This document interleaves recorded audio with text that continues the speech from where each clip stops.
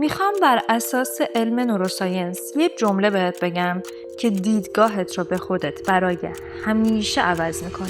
تو هر بار که داری یه عادت منفی که از قبل داشتی رو تکرار میکنی، داری یه اتوبان توی ذهنت میسازی و اون رو بزرگتر و بزرگتر میکنی. اما هر بار که میخوای یه عادت مثبت که از قبل نداشتی رو ایجاد بکنی، داری با دست خالی از وسط یه جنگل بزرگ یه جاده باریک میسازی و این مسلماً خیلی خیلی سخت‌تر از اینه که تو وارد اتوبان بشی و ازش رد بشی. اینکه اول بیای درخت‌ها رو قطع کنی، زمین رو صاف بکنی، جاده خاکی درست بکنی، بعدش آسفالت بریزی و بعد کم کم این رو بیای تبدیل به اتوبان بکنی، خیلی خیلی سخت‌تر از اینه که تو وارد همون اتوبان قبلیت بشی و بری. به خاطر همینم هست که ذهن تو خیلی خیلی براش راحت تره که از همون اتوبانی که همیشه داشته میرفته بره، همون عادتهای قبلی رو تکرار بکنه تا اینکه یه عادت جدید بسازه. خب پس با این اوصاف باید چی کار بکنیم که ساختن عادت جدید برامون راحت تر بشه؟ بدون عادت جدید که نمیتونیم تبدیل به آدم جدیدی بشیم، چون هممون میدونیم که با تکرار همون کارهای قبلی همون نتایج قبلی رو قراره به دست بیاریم. پس میخوام توی این ویدیو بهت توضیح بدم که دقیقاً چرا این اتفاق میفته، چرا انقدر برات سخته و چی کار میتونی بکنی که ساختن عادت جدید رو برای خودت خیلی راحت تر بکنی.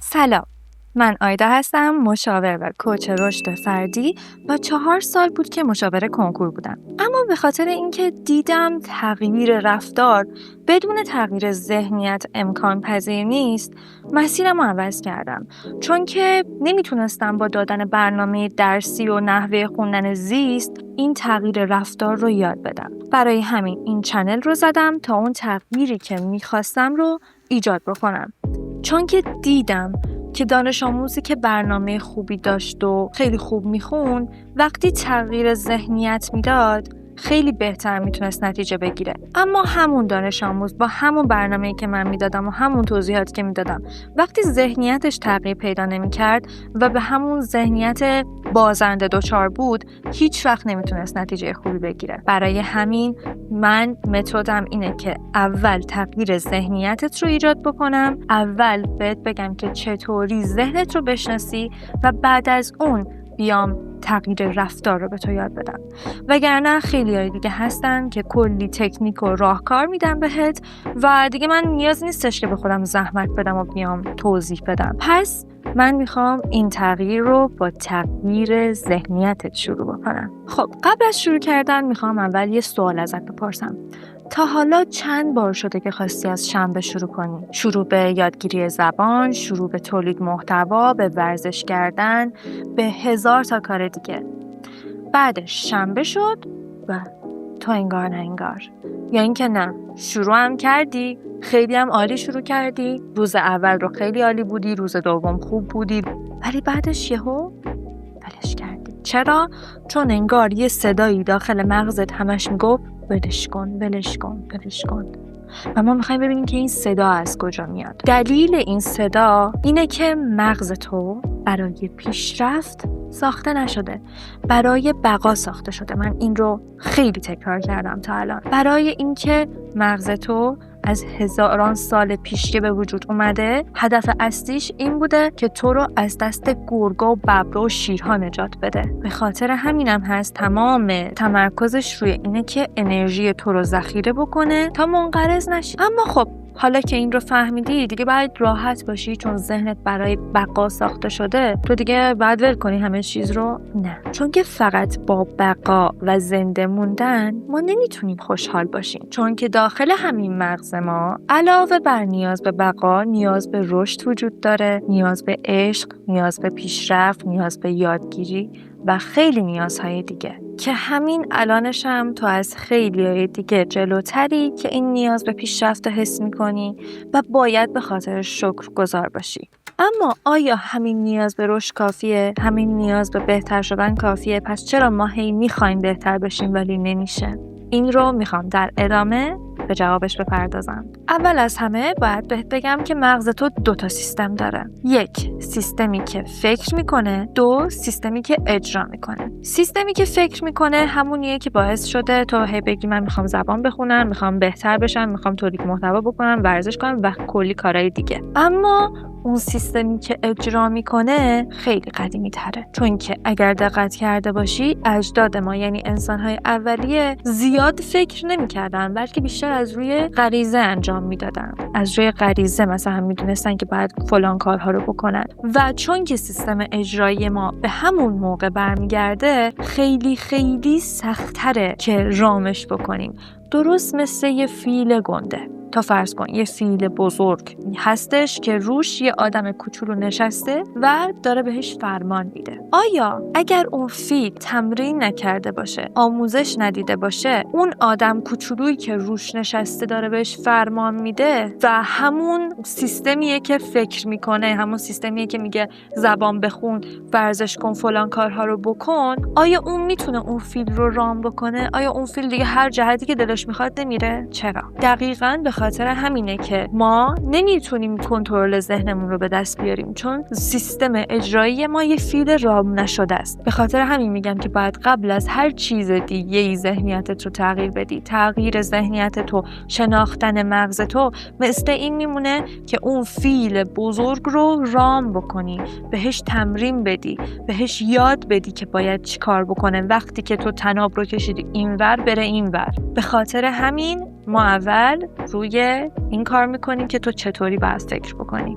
یه دلیل دیگه هم هست که این فیل رام نمیشه و اونم دوپامینه. دوپامین همون پیام رسان اصلیه که مغزت رو تشویق میکنه یه کاری رو انجام بده یا انجام نده. ولی یه مشکل اینجا وجود داره. مغز تو بیشتر به دوپامینی اهمیت میده که از کارهای فوری اومده باشه، از همین الان بهش رسیده باشه. به خاطر همین هست که یه لذت کوچیکی که الان میتونی ببری خیلی بیشتر مغز تو رو تحریک میکنه تا یه دوپامین خیلی زیادی که قرار ناشی از مثلا موفق شدن تو به دست بیاری. و برای همین این فیل ترجیح میده الان اون غذا رو بخوره، نه اینکه تمرین بکنه، صبر بکنه تا بعداً به اون غذا برسه. دقیقاً باید با همین ذهنیت به مغزت نگاه بکنی، چون که باید یاد بگیری مغزت رو رام بکنی. یه مثال کوچولوی دیگه هم بزنم، بعدش بریم سراغ راه حل. تو فرض کن که الان گوشی دستته و میتونی به هزاران اپلیکیشن، هزاران ویدیویی که همین الان برات باز میشه دسترسی داشته باشی و هر کدوم از این ویدیوها کلی دوپامین به مغزت میده. این که تو الان پاشی اون کار سخت رو بکنی معلوم نیستش که بعدش به مغزت دوپامین بده یا نه. به خاطر همینم هست که تو میچسبی به اون کار راحته، به اون کاری که همین الان بهت دوپامین میده و بلند نمیشی بری اون کار رو انجام بدی. ولی بعدش تو میای به خودت برچسب میزنی، میگی که من اراده ندارم، من ارادم ضعیفه. اراده تو ضعیف نیست، تو فقط ساخت و کار ذهنت رو نمیشناسی و حالا که میدونی قضیه از چه قراره خیلی خیلی خیلی بهتر میتونی مدیریتش بکنی.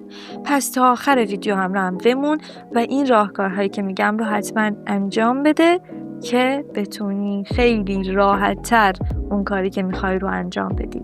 خب قبل از این که بریم سراغ راهکار اول، من یه ویدیویی در مورد تغییر هویت ساختم که چجوری هویت خودت رو اول تغییر بدی که برات خیلی راحت تر باشه که عادتهای جدید رو شروع بکنی.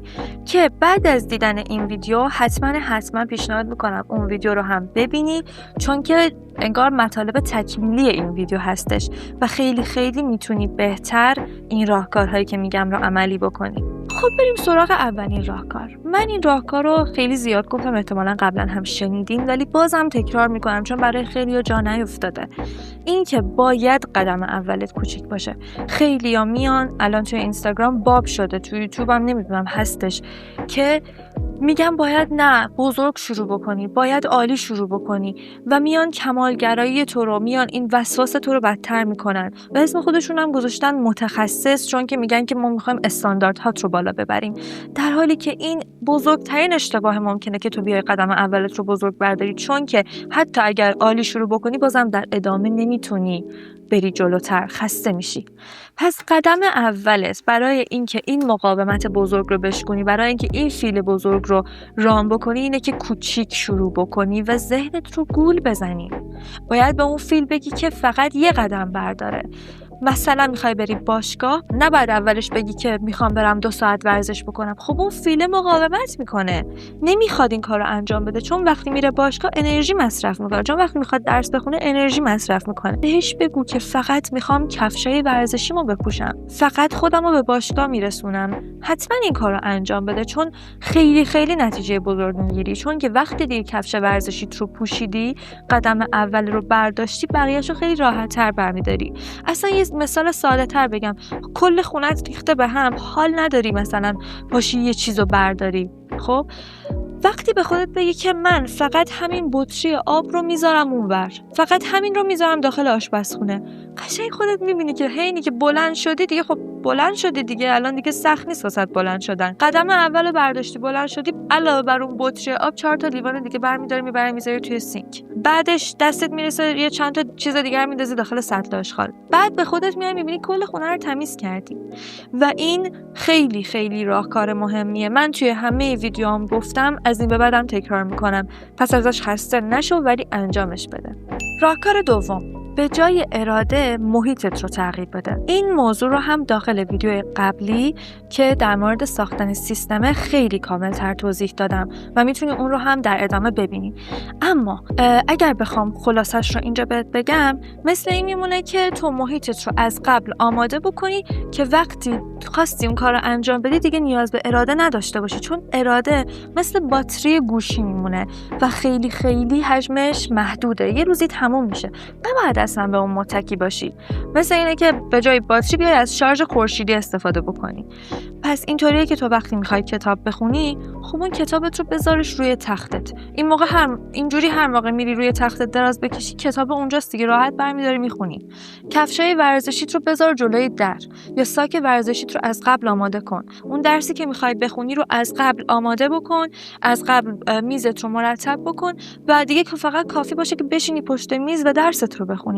اینها خیلی خیلی خیلی تاثیرگذارن. پس از ساختن این سیستم ها غافل نشو و حتما سیستم سازی رو یاد بگیر. خب بریم سراغ راهکار سوم که این رو خیلی خیلی دوست دارم و مطمئنم جای دیگه این نشنیدی. این که عادتی که میخواید بسازی رو زنجیر بکنی به عادت قبلی که داشتی. تو میتونی به جای این که بری از وسط یه جنگل یه جاده باریک بکشی، از همون اتوبانی که قبلا داشتی یه بیراهه بزنی، یه جاده باریک بزنی که بره به یه سمت دیگه. چجوری؟ اینطوری که تو X رو وصل میکنی به Y چیه؟ یعنی تو یه عادتی از قبل داری، مثلا عادت مسواک زدن که هممون داریمش. تو میای میگی که من هر روز بعد از اینکه مسواک زدم 2 صفحه کتاب میخونم. یعنی همون راهکار اولم انجام دادی، یا که باید کارت کوچیک باشه.